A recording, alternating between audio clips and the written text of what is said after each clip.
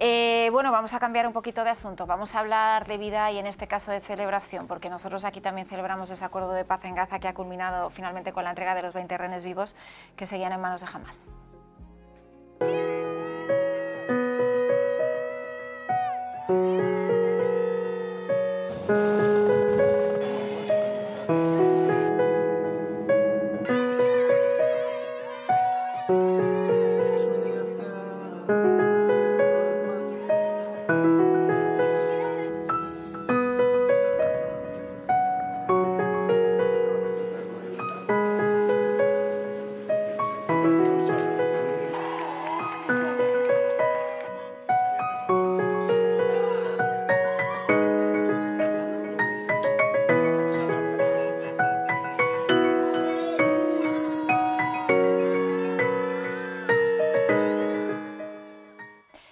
Bueno, pues imágenes de estas últimas horas, ese acuerdo de paz que llegaba a la Franja de Gaza, esa firma, ese cambio que ahora se espera. Ha sido una primera impresión, Sandra, Ricardo. Pues la verdad que las he visto ya varias veces en bucle y se me pone la piel de gallina. Ese momento que esperemos que sea histórico porque sea de verdad un fin de este conflicto que tanto sufrimiento lleva por las dos partes, ¿no? Y bueno, pues ese emotivo momento de las madres recibiendo a su familia. Y ahora queda la otra parte, ¿no? Ese sufrimiento de esos niños, de esas personas que vuelven a sus casas después de encontrarse todo arrasado, pues a ver cómo siguen adelante, ¿no? Sí, sí. Hemos visto esta primera imagen que todos esperábamos, pero esa recuperación de la zona, vamos a ver cómo se hace, ¿no? Para el bien de todas esas personas. Eso vamos a hablar ahora, Ricardo. Había un padre que se encontraba con su hijo en una de las imágenes, ¿no? Y pronunciaba una de las bendiciones más famosas, una de mis favoritas, que es Shehianu, que dice: alabado sea Señor Dios nuestro, Rey del universo, que nos creaste y nos mantuviste y nos sostuviste hasta ver este día, ¿no? Y la comenzaba a gritar a medida que iba viendo que su hijo se acercaba, ¿no? Ha habido momentos verdaderamente muy conmovedores. Lo que pasa es que ahora viene otra etapa muy difícil, que es qué es lo que va a ocurrir en Gaza. Ya ha habido enfrentamientos entre Hamás y algunas de las grandes familias de la Franja. Es necesaria una reconstrucción y la magnitud de la devastación en la Franja de Gaza es inconmensurable. El Papa decía, es necesaria una paz duradera, una paz justa también, pero como señalabais los dos, bueno, esto es un primer paso, es un conflicto histórico, porque claro, esta es una paz que llega ahora, pero de un conflicto que lleva pues enquistado mucho tiempo. ¿Y ahora qué? Vamos a intentar analizar qué es lo que ocurre ahora con todas aquellas personas que han pasado por una situación tan estresante, tan pues deprimente, tan nefasta como esa, ¿no? Para ello nos acompaña hoy Ana Villota, ella es la fundadora de la asociación AIS, trabajadora social forense que tutela varios pisos que acogen a personas con enfermedades mentales y que abarca también este tema de qué hacer ahora después de superar, bueno, de superar, si es que se supera una situación así. ¿Ahora qué, Ana? Sí. ¿Qué es lo que viene ahora? Sí, yo llevo 30 años dedicada al mundo de la salud mental como profesional y fundadora de diferentes entidades del ámbito de la salud mental y he seguido muy de cerca este conflicto bélico que creo que a todo el mundo nos ha tocado el corazón y mucho más a los profesionales sociosanitarios y evidentemente ahora tenemos a nivel humano muchos frentes abiertos.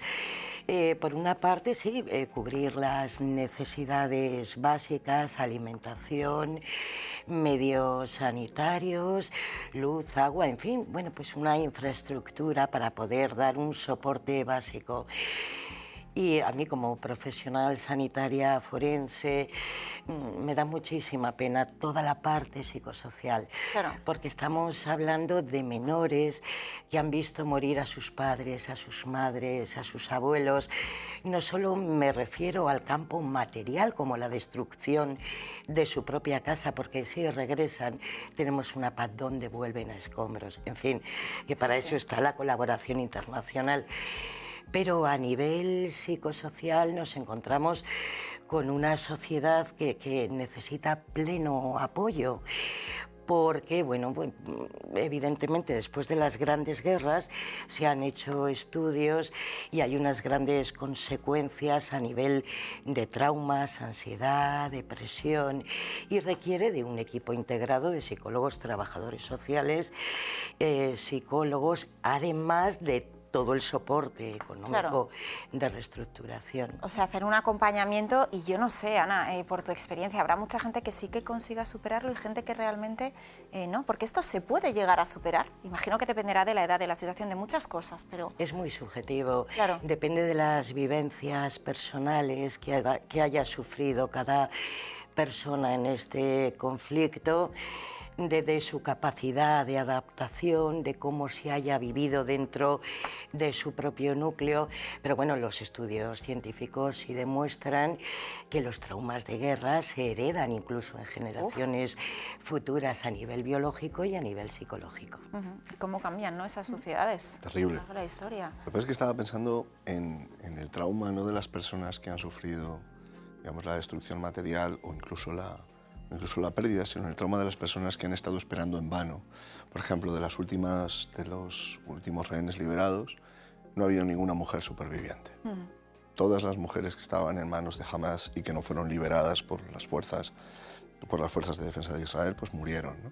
Claro, el dolor de quien ha estado esperando 2 años o más de 2 años, en la confianza de que quizá podía haber la posibilidad, ¿no?, de que su madre o su hermana sobrevivieran, y que finalmente constata que no tienen que ser terribles desde el punto de vista humano, naturalmente, pero muy difícil de superar, ¿verdad? Muy difícil. Requiere un soporte multiprofesional especializado de psicólogos, trabajadores sociales, médicos, y con la esperanza y el esfuerzo comunitario de ir trabajando esas áreas de necesidad, pero es muy duro, porque claro, es que hablamos de situaciones intangibles, de momentos de cómo recupero mi huequito, todo lo que me une a mi bienestar personal, son años de trabajo. Sí, claro, Ana, es que estamos hablando además de situaciones donde pensar en un psicólogo, donde no hay un sitio ni para comer. Estoy hablando de la gente que estaba en la franja o que se iba a los campos de refugiados, ¿no?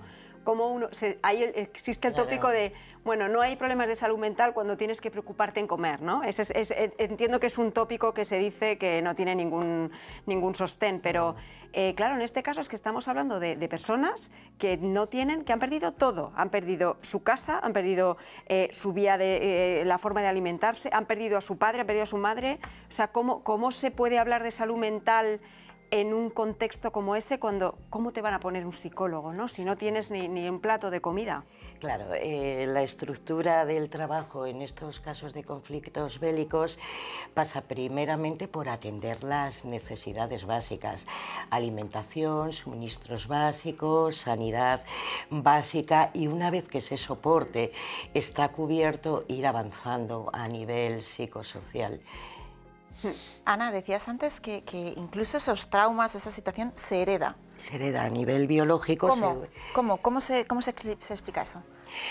Después de las grandes guerras ha habido varios estudios científicos que han demostrado que a nivel biológico hay una herencia, además de la formación familiar y el trauma comunitario, que de alguna manera vas educando en esa vivencia y en ese trauma. O sea, ¿los hijos de tus hijos o tus nietos tienen alguna secuela que pueda aparecer al cabo del tiempo? Secuelas de guerra, sí, según los estudios científicos. Después de la Segunda Guerra Mundial, por ejemplo, sí, ¿verdad? El doctor podría ampliar. Estaba acordándome de quienes sobrevivieron a la guerra, pero no fueron capaces de vivir con el trauma de haber sobrevivido.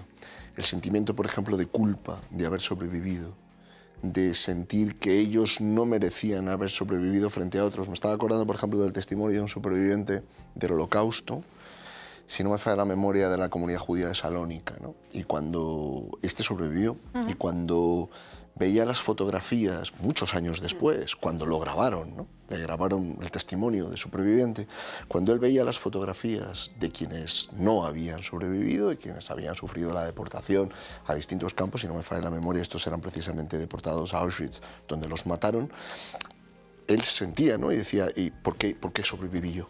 Es decir, ¿por qué murió tanta gente y gente buena y gente, digamos, que merecía haber vivido y por qué sobreviví yo, ¿no? Y creo que junto a eso hay otro aspecto, es que no es capaz de superar este sufrimiento y termina, por ejemplo, quitándose la vida, ¿no? Que no es capaz de superar ese sufrimiento. Me estoy acordando, por ejemplo, de alguno de los intelectuales así más conocidos, supervivientes del Holocausto, Primo Levi, por ejemplo, Jean Emery y algún otro, que no lograron sobreponerse. ¿Y en estas situaciones se trabaja con esta gente para que lo olviden, para que lo afronten? ¿Cómo? ¿Cómo se empieza a trabajar? Dependiendo, cada caso es un mundo, claro. Se trabaja de manera individual. Y bueno, pues trabajas el afrontamiento cuando cada persona está preparada. Son procesos lentos que pueden durar incluso décadas. Sí, sí. En los casos en los que se llega a superar, claro. Es que además hablamos también de menores, ¿no? La parte más vulnerable de nuestra vida y más dependiente es cuando somos niños y esos niños han perdido todo el sustento, sí. todo su lugar de protección, porque en muchísimos casos han visto morir a papá y a mamá.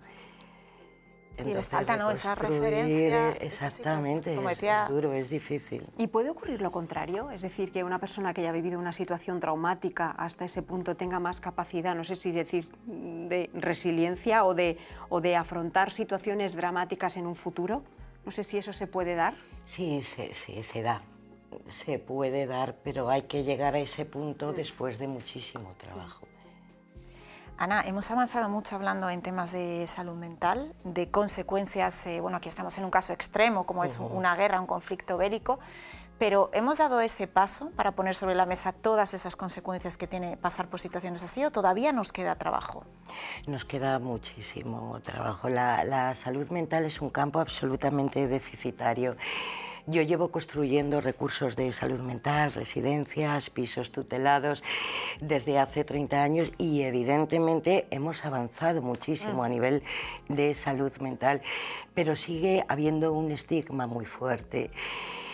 Quizá, bueno, la gente ahora se pone en manos especialistas y el estigma está más encubierto y se han creado recursos, pero la salud mental no se atiende de la manera que merece. Ante cualquier dolencia todos nos ponemos en manos especializadas y a nadie le supone un rechazo social decir que va al médico traumatólogo, pero si es al médico psiquiatra, cuando curiosamente es la base de nuestro bienestar, ¿verdad? La salud mental es lo que nos mantiene, lo que nos integra, tienden a ocultarlo. Todavía queda queda, de la salud mental, sí. Queda camino. Bueno, en las últimas horas decía yo al inicio de este bloque que festejábamos ese acuerdo de paz. Desde el principio, como siempre, el Vaticano ha estado pidiendo la paz para la zona. En estas últimas horas también hablaba el Papa León XIV de esa paz justa y duradera, dice el Papa. Negli ultimi giorni, l'accordo sull'inizio del processo di pace ha regalato una scintilla di speranza in Terra Santa. Incoraggio le parti coinvolte a proseguire con coraggio il percorso tracciato verso una pace giusta, duratura e rispettosa delle legittime aspirazioni del popolo israeliano e del popolo palestinese. Bueno, no ha pasado de lado el Papa ni la Iglesia en este conflicto desde el primer momento. No, nunca pasa de largo. Lo que pasa es que es cierto que en conflictos que atraen tanto la atención del mundo, la voz de la Iglesia se hace especialmente sonora y especialmente autorizada. Pero te iba a decir, la Iglesia de hecho es la única que no pasa ni siquiera cuando todos los demás pasan. Sí, que muchas veces están en esas zonas, ¿verdad? Ayudando a toda esa gente. Ana Villota, ha sido un placer tenerte con nosotros. Muchísimas gracias. Muchísimas gracias a vosotros. Señores, nosotros seguimos, ¿eh? En unos minutos hacemos un poquito de memoria.